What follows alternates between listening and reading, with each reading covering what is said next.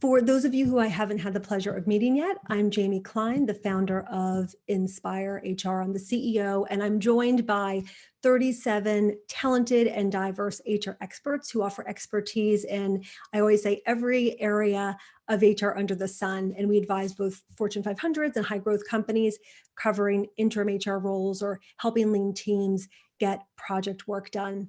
And this spring, we saw that the HR and business leader community was really struggling with issues, no matter their zip code or their size. These issues were really consistent. So we launched Redesigning the Future of Work, the webinar series that you're part of. And it's a way to really bring the HR community and business leaders together to tackle the most pressing issues. We come together to support one another with tips and strategies during this uncertain time, because there is no playbook for this moment. So today we are tackling mental health at work, and who among us has not been impacted, perhaps professionally, personally, but the rise of mental health is very much a concern. A couple of stats to share with you. The Kaiser Family Foundation reports that more than 50% of Americans have felt that the pandemic has negatively impacted their mental health, and this jumps to 68% among Black Americans. When we look specifically at the workplace, Korn Ferry finds that 73% of American professionals are experiencing burnout. And a study out just this month by Oracle reports that 70% of people are experiencing more stress and anxiety at work than ever before in their career. So these are just some statistics to give us a big picture, but we're seeing the struggle every day. So if you are human, and you're awake, you have experienced this moment, and things continue to play out. And that has major implications for us as we all lead organizations. So we brought together experts to share their experiences and insight to answer these questions. So with that, I'm honored to welcome our three very impressive panelists. Sophia Dozier is a data-driven diversity and inclusion leader from IBM. Sophia primarily focuses on the Native American and Pan-American communities. And in this role, she actively promotes an inclusive culture that supports mental health of every individual in the organization. Matt Kudish is the executive director of the National Association on Mental Illness of New York City, also known as NAMI, which helps families and individuals affected by mental illness build lives through education, support, and advocacy. And NAMI has been a leader navigating COVID in providing tactical solutions and strategies for self-advocacy and health throughout the workplace. Lauren Winans, one of my colleagues, is an expert on the Inspire HR team. She's worked in employee benefit roles at global multi-generational organizations since 2003. And Lauren's experience includes developing benefit plans that meet the needs of varied workplaces ranging from 1,700 employees to 35,000 employees. There's nothing she hasn't seen. And she's worked at organizations including GNC, Eagle Outfitters, and Consol Energy. So we are in good hands with these experts, and thank you all for joining us. So let's dive in. I want to go macro. I want to look at the big picture to kick us off.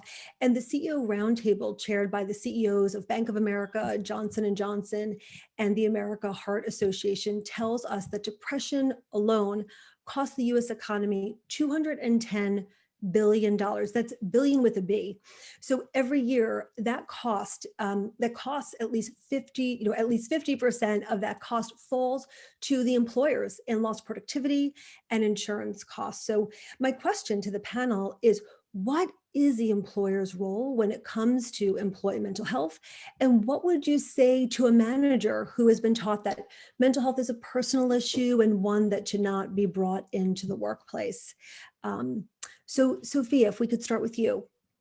Yeah. So, you know, if you think about it, employees spend 40, 50, 60 hours a week with the company, with their coworkers. And so at IBM, we really believe in these three key phrases, which is I believe, I belong, I matter. And so a part of that really of understanding that your employee matters is just accepting that all employees go through, at least at some point in their life, they struggle with mental health, anxiety, if not on a daily basis, in different ebbs and flows. So truly at IBM, it's really, if we're going to support the entire employee, which we do and believe in the entire employee, then we have to invest in mental health and mental health resources.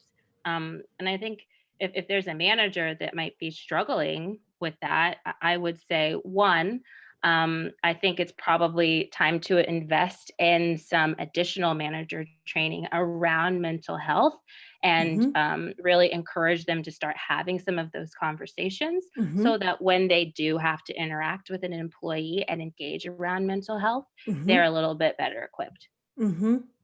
And they have that running start. Yeah. Matt, any thoughts from you?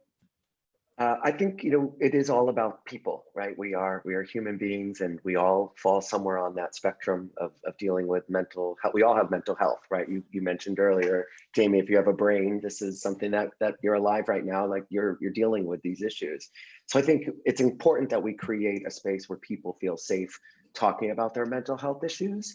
But I just want to sort of mention the flip side of that, which is I don't think that yet we are at a point where everybody in any job in any company can just disclose what they're living with and what their mental health Hmm. situation is. I think we need to be really mindful of the fact that in some cases disclosure can be dangerous Hmm. for either intended or unintended reasons. Hmm. And the best example I can give is when an employee may express that they're living with some anxiety issues, their manager may think they're doing the right thing by giving a new project to someone else on that team, thinking, oh, well, this person just shared with me that they're going through a lot, they're struggling. Why would I give this very high stress, real tight deadline, a lot of new stressful work to them? I'll give them a break right now and give this opportunity to someone else. You've Hmm. actually just unintentionally discriminated against that individual, even though you think your heart's in the right place, you're doing what you Hmm. think is best for them. So we're not yet at a point where we can just say everybody should be Hmm. sort of out and proud about it.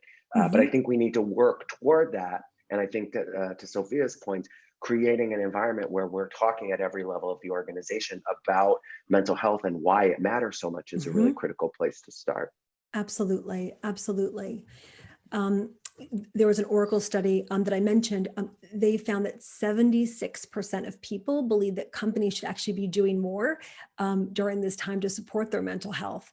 And this presents a particular challenge and opportunity for the HR community, especially our benefit colleagues among us. So, Lauren, with that being your area of expertise, when I think November's yours typically, right, like the season, right, open enrollment is just around the corner. And when looking at benefit plans, I'm wondering if you're seeing trends where companies are doing more things around mental health than you've seen in the past, and any creative ideas, I'd love to share them.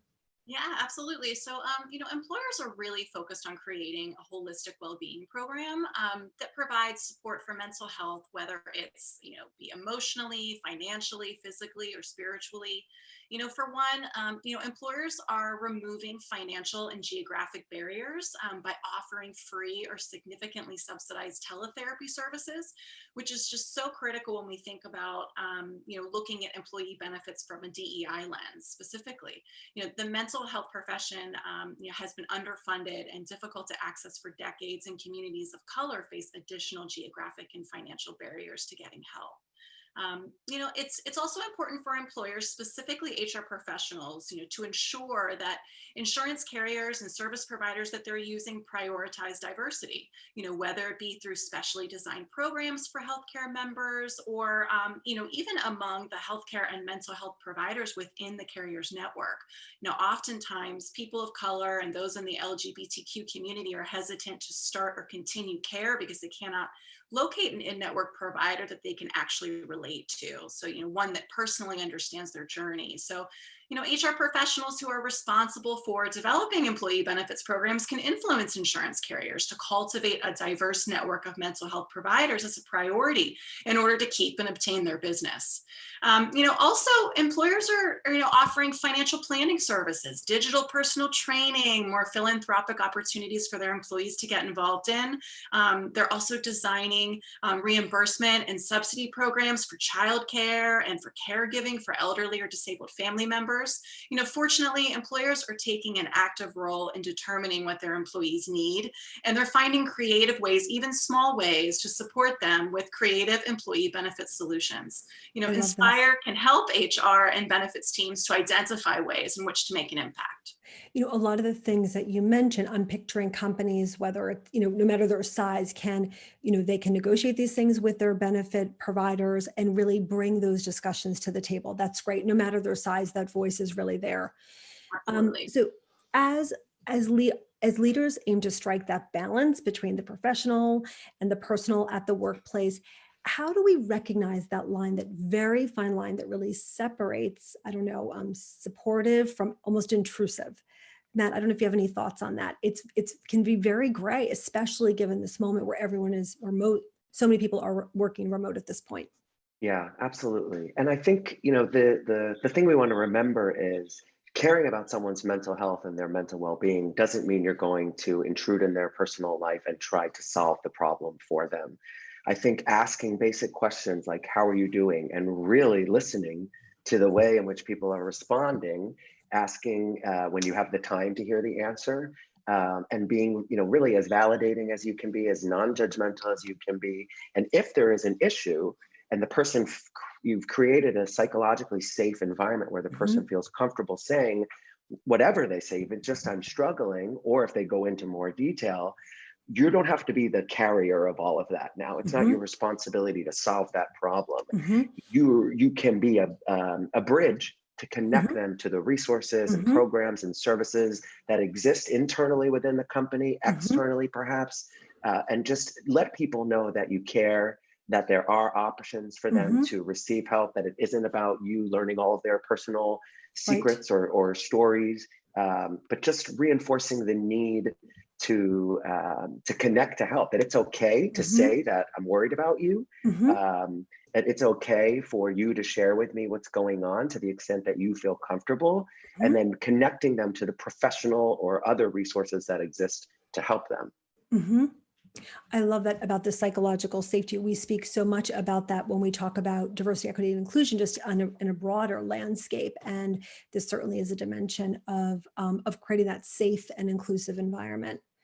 Um, so the election's coming up, right? So I just do want to touch on no matter the results, there's going to be employees on either side who may feel a profound sense of loss, maybe even fear for some. And so I'm thinking about what, as employers, can we do to really help employees to cope with their feelings without politicizing the workplace as we mentally prepare to go into November, which could be a time of real distraction for our talent. Lauren, do you have any thoughts on that? Yeah, absolutely. Companies are probably not thinking about a fallout post election. And, now is a great time to dedicate time to constructing a game plan.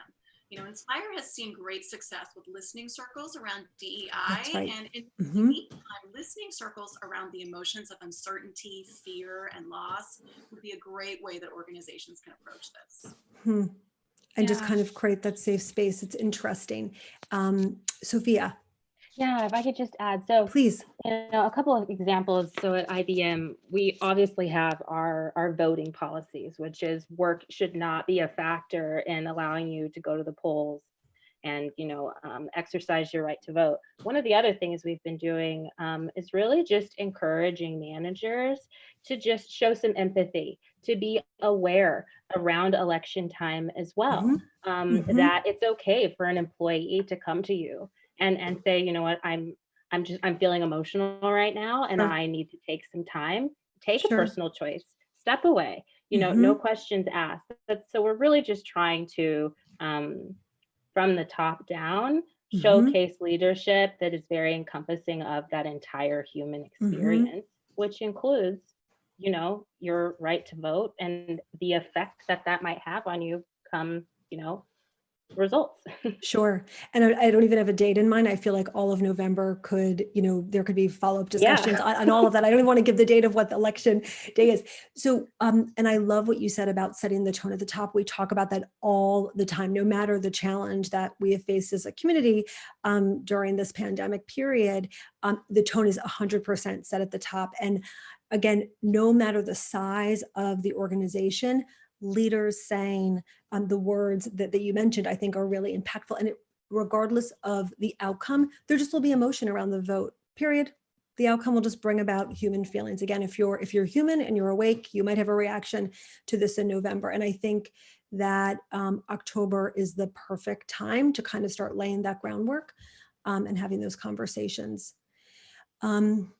I do want to touch on the whole racial equity piece and how it has been such a painful, specific period since the murders of George Floyd and Breonna Taylor. And I could name 100 other names, but I saw that as a moment in early June where this very overdue conversation about racial inequity in our society has made its way into the workplace. And I'm really energized about it being a seed for change. But the growing white supremacy across the country makes it clear that we are far from an inclusive society. And I'd love to hear any wisdom the three of you have on things that you can suggest for leaders to do to be more inclusive in addressing mental health in the workplace for so much of the population. Sophia, any thoughts on that? Yeah, so I think it just really is about showing empathy and just being human yourself, and even as a leader being open to showing emotion. So I can offer two real life examples that I've been a part of. One is one of our most senior leaders at the company reached out to all of the Black women on her team and pulled us into a meeting and essentially just said, how are you doing? How are you doing after, the ruling around Breonna Taylor? How are you feeling as a woman? And personally, I am not surrounded by a lot of women of color. And so the opportunity to even just ask questions to other Black women and Black leaders at IBM was so therapeutic. And if anything, it just made me love my leadership even more. And another example was right after George Floyd, Love that. where I don't know how any of you guys were feeling, but I was almost like numb, emotionally numb. Oh, And sure. I got onto a meeting with another one of my leaders, and she stopped and she said, how are you doing? And I said, oh, I'm okay. She said, no, how are you really doing? And I paused. And I think she could tell that I was starting to get emotional. And she said to me, Sophie, have you cried? Have you cried? And I said, no. And she said, well, we could talk about this agenda another day. Why don't we just sit and cry together? And I just think it's about being real. Oh, It's yes. about the human experience and just allowing employees to have those moments where you as the leader just open that up. And you know what? Since she did that with me, I then took her leading by example, and I have done the exact same things on other calls with individuals. So it really does. I think it starts from the top. It really does. That is such a beautiful example. And it is, it's so contagious, right? Like you saw it in action and you know how it filled your well or just began to create space to process things. Yeah. And I think that is a beautiful example that we can apply to all sorts of situations where we feel othered, where we don't belong. So I love that your organization there's also something about catching people being good. And what I love is that it sounds like IBM has seen leaders show up as a whole person over time and then look for developmental opportunities and have them lead larger teams of people. And that is just so great to get that woven into a culture that when people look at the top of the house, town hall, Zoom, whatever forum, they know that there is someone that has taken the time to create a culture where people can bring their full self to work. Yeah. It's complicated to be human at this moment. And so with us, and I think also there's this piece about us all on Zoom. A psychologist who I love wrote an article talking about how the human brain is not meant to look in the mirror for 8 hours a day. So she taught me this hack where on Zoom you can kind of hide your self view. And I've been doing it for 14 days and I'm already feeling a little bit more zen. I always say to my team, if I start to like slide out of the frame, just let me know because I don't even see myself so much anymore.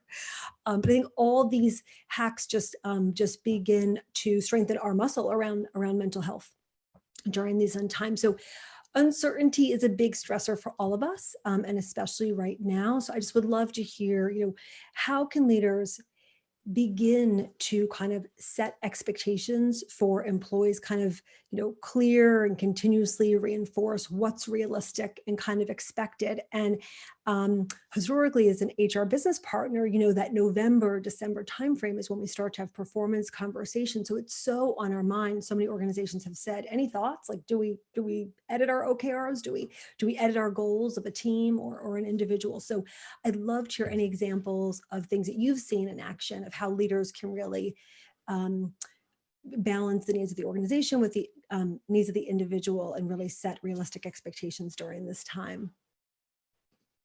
Yeah, I'll take that one, Jamie. Yeah, I think thanks. a few specific examples that come to mind, as it relates to shifting expectations. One is really developing creative solutions to time and attendance policies that provide flexibility without resorting to excessively leaning on an employee's vacation bank. Like, for example, when an employee needs, 2 hours midday to care for their child, a flex time option allows them to extend their workday to fit their hours in amongst other priorities.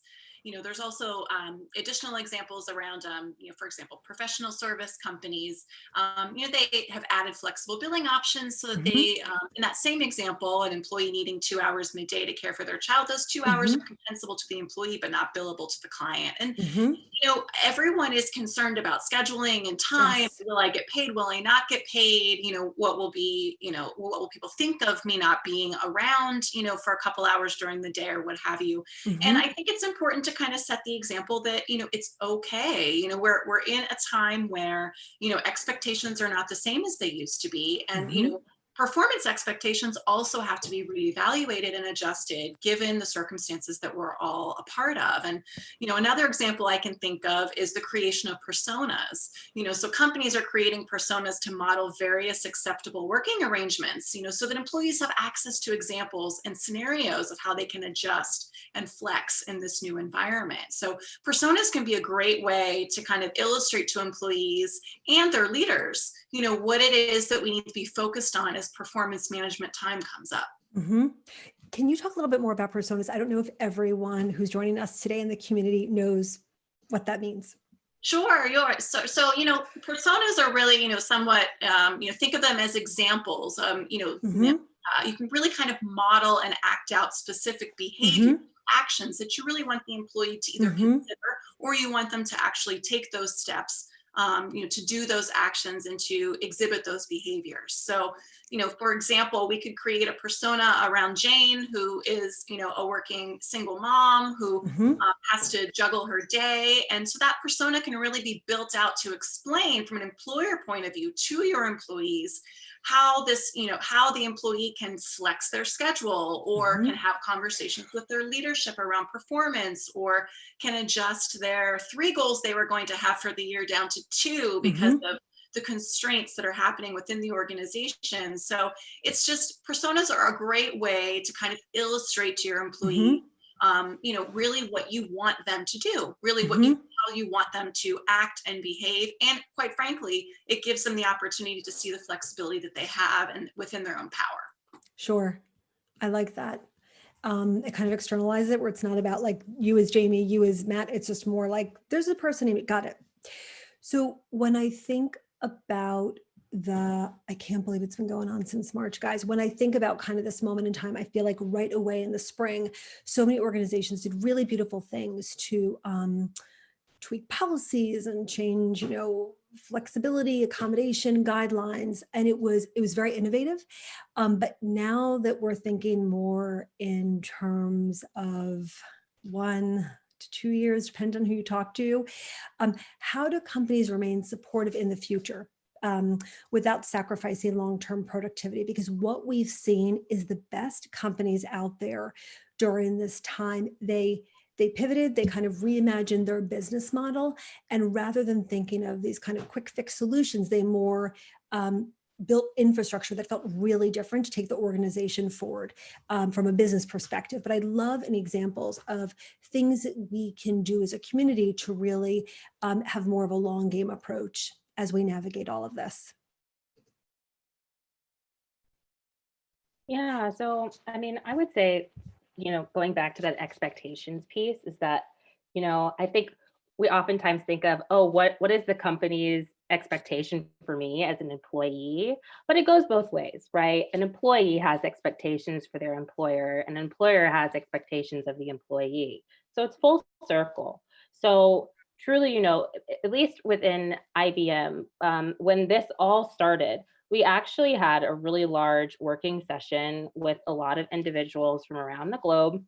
And from that kind of spurred this work from home pledge that actually came out of our Women's Executive Council. And it was essentially IBM's pledge to we are doing our best to understand and listen to how this is affecting each individual. So here is a list of things that we're really pledging to you as an employer that we will align to as we continue through this journey of a pandemic that we're in. And so I think really as we close out 2020 and we start to move into 2021, you'll see a resurface of that pledge as this wasn't short term. We're pledging to you as an employer, like we're both in this together. So I just think it's really important to just put out there from leadership and reiterate, have all of your managers reiterating it. So it creates this never ending repetition and this creation of culture around, we support you. We understand that you are doing your best. We're changing our expectations as well as, maybe you're adjusting your expectations as well for your employer.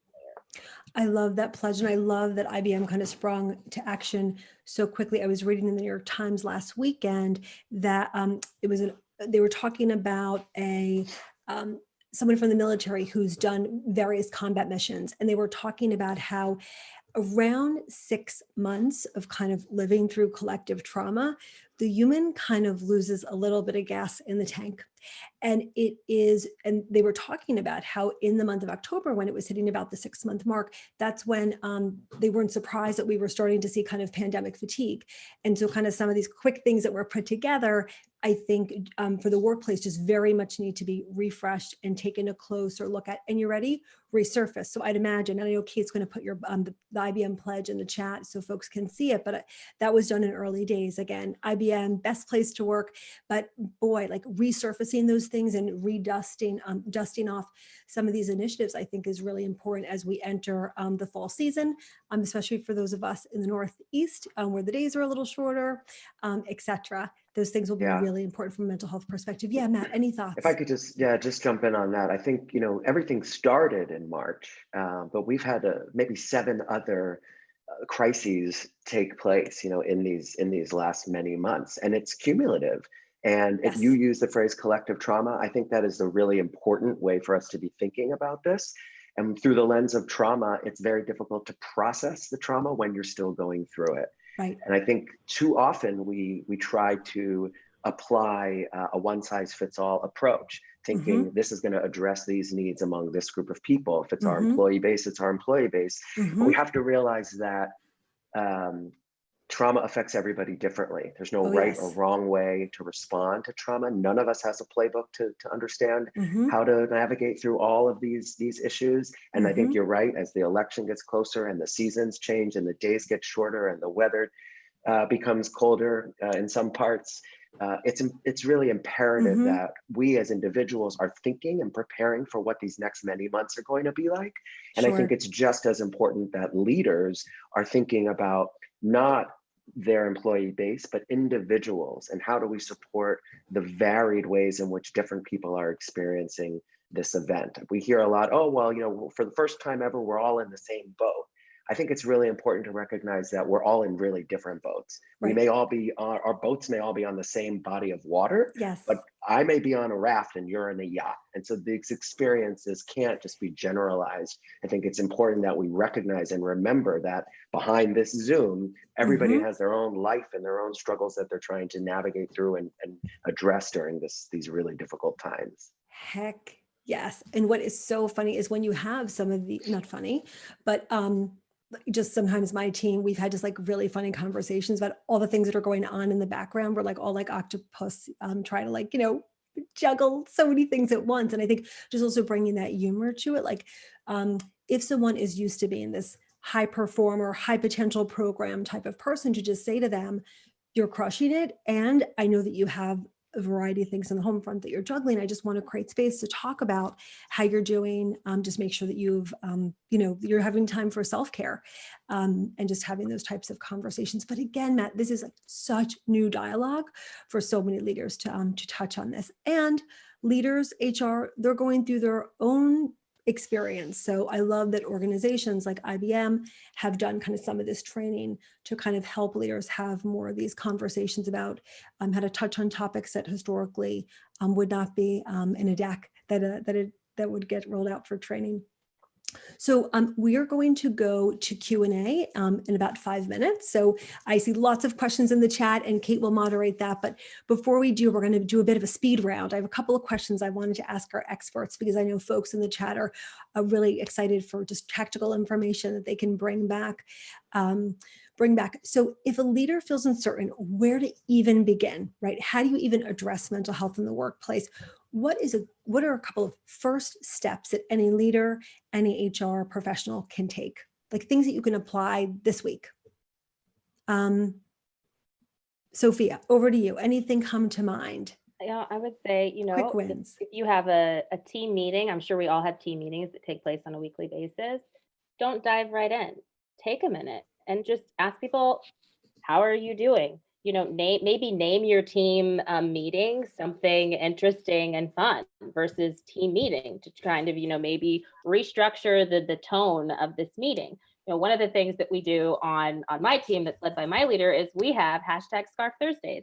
And we all talk about, what the different scarves mean, what they could mean to different cultures. And it's really a fun way to start a meeting. And there's also some amazing things that come out of these conversations about scarves, things that you wouldn't necessarily know about someone, or maybe why they even wear a scarf. So, just take a couple of minutes to just be human, business aside, just get to know the people on your team, start some rapport. And that's really just like just a first step to just create an environment that's inclusive in and of itself. I love that. I have a leadership team meeting every Monday, and everyone just takes a minute and talks about anything going on, sharing a silver lining, what's going on, what happened over the weekend. And then we do a 1-minute meditation off of Headspace, just like a 1-minute meditation. Then we get into the agenda, but it's just a way to kind of to center us as a team. And I personally know I'm going to get to meditate for at least 1 minute that day if it's on the agenda, right? A little bit of self-care for all of us. Matt, any creative ideas from you? Yeah, one of the things that we implemented for our ongoing meetings is starting off with just a check-in. So we say, everybody on a scale of 1 to 10, with 1 being a really terrible day and 10 being a great day, where are you right now? And you don't have to explain. You can if you want, but everybody just goes around and says their number. And we talked about how we respond to that. So somebody says that there are 3, I don't know if they want 13 other people, oh, is everything okay? Is there something we can do?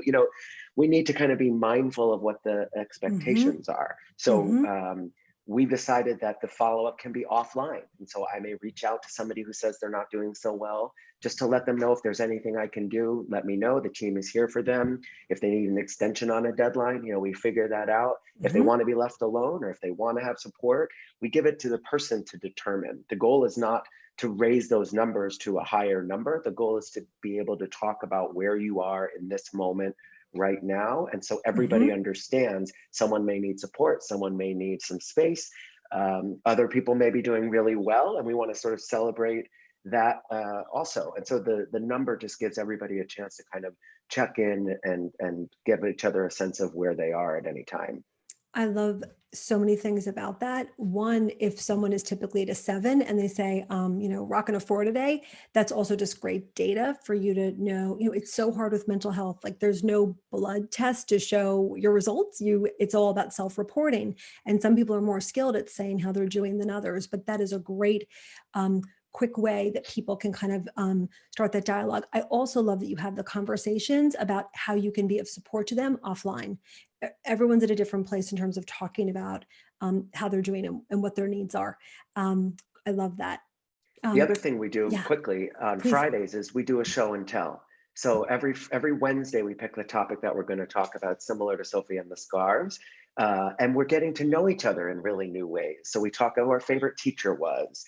What's the song we've been listening to help us get through this pandemic?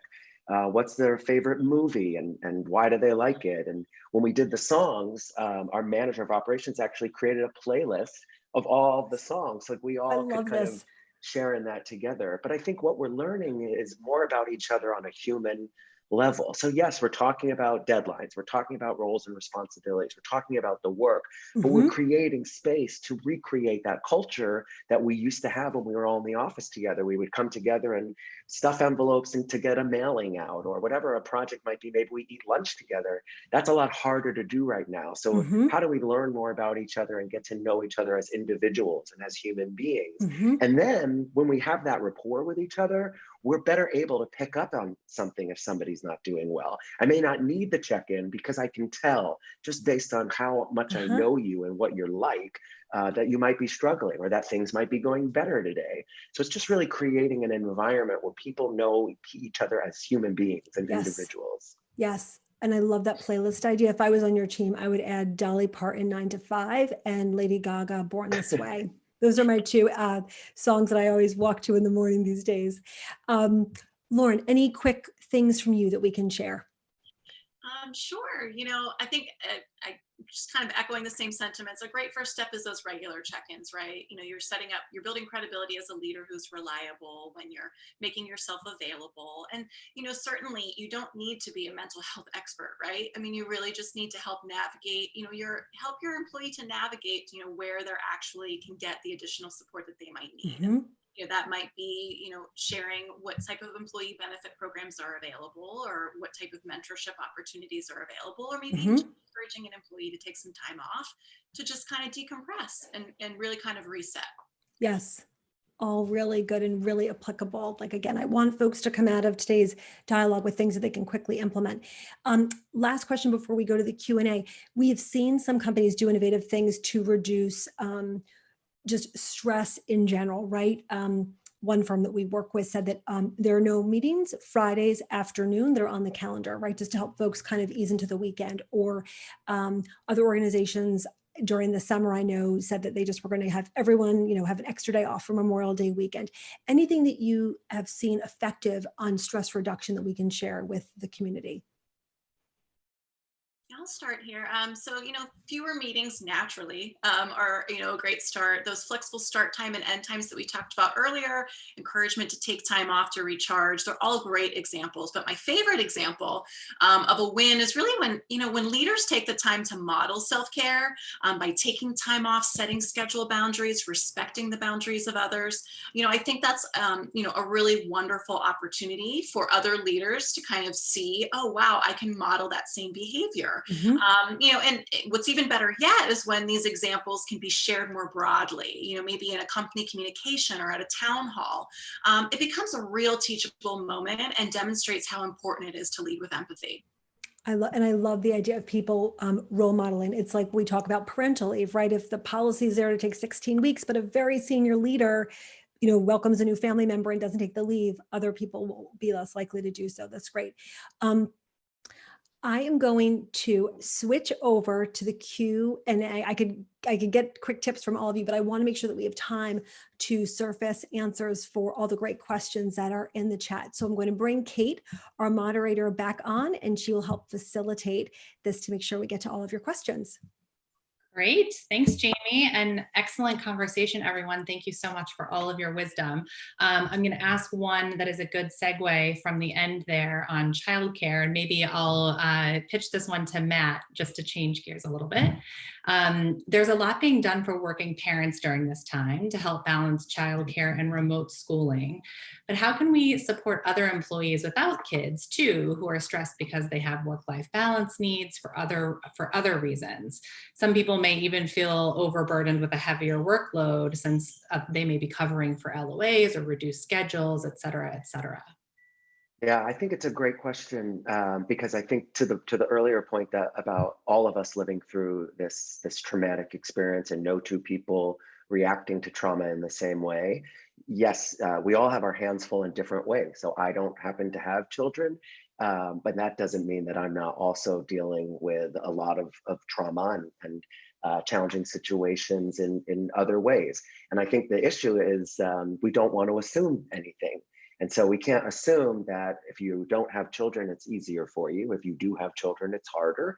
I think we have to recognize that everybody is dealing with it in different ways and ask people what they need. If you just go in being curious, we actually had a chat with our group, and actually none of my staff members, we're a pretty small organization, none of us has young children. If we do have kids, they're older. And I think it's really interesting for us to say, what do you need? I said it to the staff, I want you to think about what you need to get through these next 6 months. What is it that we can do as an organization to help support you, regardless of your situation? And I asked the question, not on the spot, saying, now let's talk about it. I let them know early, we're gonna have this conversation. So give some thought to what you need, rather than me think I know what these people need, right? We're all in different boats. And I may not know what your boat looks like. So I need you to help me better understand what your needs are so that I can develop solutions to help you address them. If I just go and do it on my own, thinking I know what's best, I'm only really identifying what my needs might be. And that's not going to be a solution that is helpful or that people experience as caring and supportive and accommodating, because it doesn't include the individual. So I think that's kind of what I would say, regardless of the situation, is we need to be curious as leaders to better understand what it is that people are dealing with and how we can best support them, whatever their situation may be. I love that. Leading with curiosity and empathy seems like a common thread throughout this discussion. Sophie or Lauren, did you want to chime in on that one at all? I feel like Matt did a really good job answering that question. I can't add anything. Perfect. Okay. So on that note, many leaders may be fearful, Debbie asks, that pulling specific groups aside, like Black women, like in your example, Sophie, that it may make them uncomfortable and possibly angry. What do we say to those leaders who have some of the fear around talking to employees about uncomfortable things? So the leadership example that I gave is a leader that has often led with empathy and curiosity and has really gotten to know her employees that support her. So I would say if you're uncomfortable with making that big of a step, which I completely understand, I would say it's really is that baby step. Reach out individually to the employees that you feel might be experiencing this, or even the employees that maybe are not actually Black, but you don't know, they might have a spouse or a child that is a person of color. So I think it's really just, as you have your one-on-ones with your employees, like we've been saying, just start out that conversation by pausing and asking individuals how they're really doing, and not speeding through that conversation either of how are you doing, and then moving on to the next topic. Next, right. Slow down, exactly. Next, yeah. Slow down, give the opportunity that if they do start to open up, that whatever agenda topic you had that was so urgent, the human experience is more urgent than the topic or the line item you had for your meeting. Meetings can always be rescheduled. So I just would say take that approach. And then as you form a relationship with your employee or your employees, you start to really create that environment of inclusivity and safe space. Mhm. I think you'll know when it's appropriate for you to start maybe doing those larger settings with your employees. And you'll also just, almost just add that opt out too. You don't need to come to this meeting. It is okay. Also giving your employee the right to say, I need a meeting now. Can I create a space for individuals to come together? Also empower them to do that as well. I could jump in too. I think it's also really important that we don't let our own fears get in the way of really critical conversations. And so to be able to say, I want to talk about this and I'm not exactly sure how, and I want to do it in a way that invites discussion and also just recognizes that I haven't figured this out yet. I'm going to fumble this a little bit, and I'm asking for permission to maybe make mistakes and kind of create an environment where that kind of risk taking is also modeled. I can't have all of the answers. As a white man, I don't have all of the answers on this at all. And if I allow my fear of messing up, saying the wrong thing, making a mistake, get in the way of us having this conversation, that's worse, I think. That's far worse. So figuring out how to say, this needs to be a group engagement because I can't lead this, but this is something we have to surface and discuss because it's affecting all of us in some way, shape, or form. And it's too important not to talk about. Yeah, and though I want to add one example is also, I don't think you necessarily only have to have conversations where it's how are you feeling right now, but maybe create some educational experiences where you start those educational experiences with like a safe space pledge. And that's some things that I've been doing, particularly with the communities that I support within IBM is, okay, we're going to enter into this difficult conversation that's on this topic, but we're all here. It's a safe space. Let's enter into this with a growth mindset. We're not here to place blame. We're here to grow as individuals. And every question, as long as it's respectful, is okay. And I think that also adds to creating the environment that we are all seeking. And I love that. It's just asking for the grace to navigate this because again, there's no playbook for all of these things to happen all at once. Some days it can feel like you're watching a car accident in real time, but like we're still in the midst of it. Like, it's hard to unpack all these things at once. So I think it's just about saying, give me, just please have, give me the space and grace. I'm just doing the best that I can to help us as an organization navigate this. And I'm sure I'm going to fumble. So, yeah. Thank you guys very much. Shifting gears again, Lauren, I have a couple of benefits questions. I'll ask one of those to you. Jessica just asked us recently, I want to engage and push our benefits vendors on providing accessible and strong mental health providers for both non-binary individuals and individuals seeking providers who share a racial identity or are experienced in racial trauma. What is the quote unquote bar for what good from big benefits providers looks like in providing mental health resources, communications, providers with diversity in mind? I want to hold a high bar and need to know what that is. Yeah, that's a really, really great question. So part of the problem is that within this country, mental health providers, I think it's the stat is somewhere between 80 and 85% of mental health providers are white. And they may or may not have, experience with the LGBTQ community. And so I think that it's important to know that there are some limits here, right? There's limitations based upon providers that are actually available in this space. But also that's still, you still are able to kind of push those carriers, to really provide you with a diverse in-network selection. So for example, if the majority of their provider contracts are with carriers that don't meet those diverse needs, you can push them a little bit and say, okay, maybe there's some out-of-network providers that do meet those needs. And perhaps we can provide access to those out-of-network providers at an in-network benefit level, which would reduce the expense to those who would prefer to have access to individuals who to more likely understand some of those journeys that people of color and those that might need some additional sort of guidance. So that's I don't know if there's a bar necessarily, but what I think and what I have seen is that the dialogues are happening and carriers are starting to understand more and more. This is a priority and we can't just ignore ethnicity and background when we're stacking our networks. We need to make sure that everyone has access, all of our members have access to services and programs that speak to them individually based upon their backgrounds and what's important to them. And mental health is one of those areas where our country, there's so many different aspects of the mental health space that could be better. We all know that. And so I think this is all about, taking a look more broadly at what can we do as a country, but then also as an HR professional, what can I do within the confines of my responsibility and my ability to provide support to our employees? What can we do?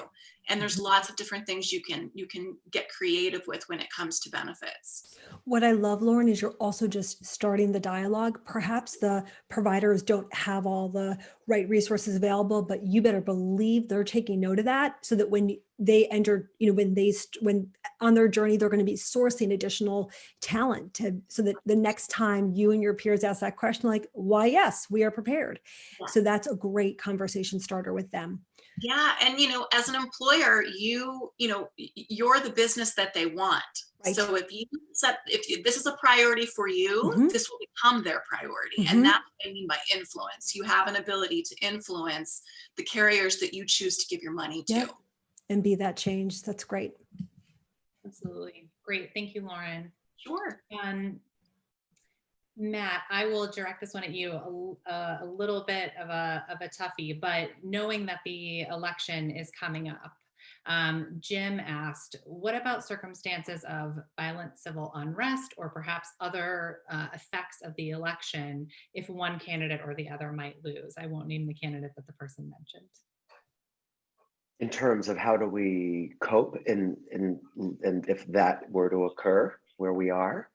Yeah. How do we manage through some of the macro effects that could happen in society and how they filter down into the workplace on a day-to-day? Yeah, I guess think building, we've seen so much civil unrest after different murders have happened recently within the Black community. So I guess the question is, if on a large scale we saw things balloon out even more. Yeah, that's a really difficult question for me to answer. I think, the first thing that comes to mind for me is just continuing to create a space for people to talk about what they're going through.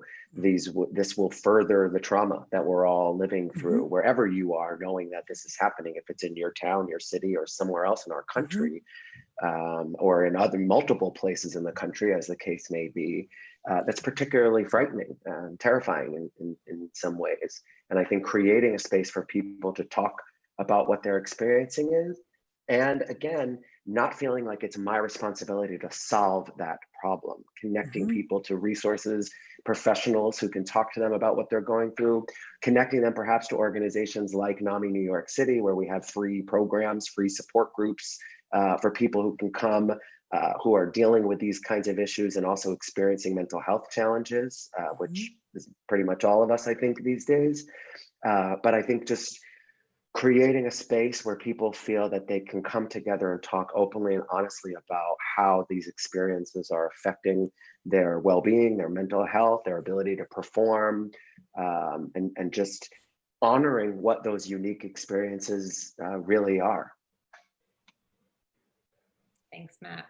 That's a tough question. It's a tough question. I know. Okay, we've got a couple minutes left. Jamie, do you want one more? Let's do one more. Okay. This conversation is so good. I don't want it to stop, but yeah, just one more, Kate. Thanks. Okay. So Eliza just asked us a good one. What is a good resource to share with employers and benefits teams to communicate that certain insurance companies, due to extremely low reimbursement rates for mental health providers and therefore low rates of available providers with relevant backgrounds or expertises, are a poor choice for companies interested in caring for employees' mental health? I've struggled to communicate this concept effectively in the past. Lauren, could you help us with that one? Yeah, if I understand the question correctly, ultimately, quite simply, good resources. We posted an article here in the chat around some statistics that are useful. I think that you almost have to go in search of some of this information to kind of build your case, to be able to either explain to your leadership, that you want to make a change to a vendor or a provider because of lack of diversity within the network. So, there's that aspect of it, of that case building. There's also some organizations that do focus on healthcare as it relates to those that lower income, people of color. There is a couple of foundations, and their names are escaping me right now, but they're fantastic because what they do is they they do studies where and surveys where they can provide actual data and statistics that's useful to move the needle forward. You know, there's a lot of folks in this country that don't have access to the care that you and all of us have access to. And you find that hard to believe, but when you actually look at the statistics, there's quite a few individuals that don't get the care that they deserve, and their health suffers because of that.